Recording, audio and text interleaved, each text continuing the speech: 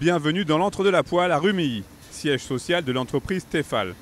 Ici, 40 millions de pièces sont produites chaque année dans les différentes usines du site rumillien qui compte 1450 salariés. Ce mardi, Martial Sadier a donc conclu sa tournée des grandes entreprises du département par ce fleuron de l'industrie haut-savoyarde. Je retrouve cet ADN de la chaîne d'assemblage. Il y a un savoir-faire, il y a une technologie, et puis 40 millions de poêles fabriqués chaque année à Rumilly. Ça fait vivre tout un secteur géographique et ça représente le leader mondial de l'ustensile de cuisine. La moitié des ustensiles de cuisine vendus en France sont fabriqués en France, alors que tous les autres ont délocalisé et la plupart sont en Chine. Pour Tefal, cette visite du président de l'exécutif départemental tombe à point nommé.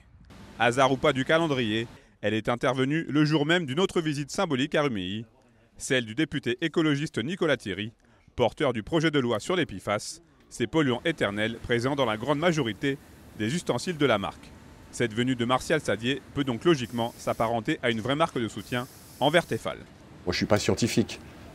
D'abord, effectivement, vous avez eu raison de rappeler qu'on les connaît depuis peu de temps, parce qu'il y a peu de temps qu'on est capable technologiquement de les mesurer.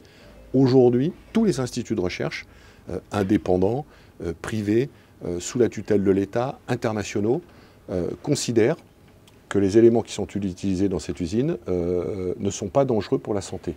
Votée en avril par l'Assemblée nationale, la loi anti-PFAS ne concerne pas pour le moment les ustensiles de cuisine. Mais de son côté, le groupe SEB, propriétaire de Tefal, réfléchit toujours à des solutions alternatives.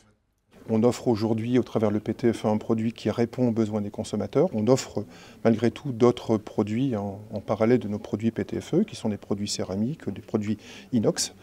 Et on adapte notre niveau de production en fonction des besoins des consommateurs. Et c'est aujourd'hui le PTFE qui est plébiscité par les consommateurs. Il y a toujours une forme d'inquiétude, mais on est serein sur le fait que la bonne décision sera prise parce que les explications scientifiques ont été données aux gens qui doivent prendre les décisions.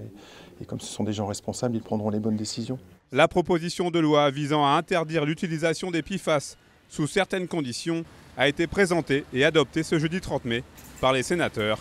Le combat de Tefal est donc loin d'être terminé.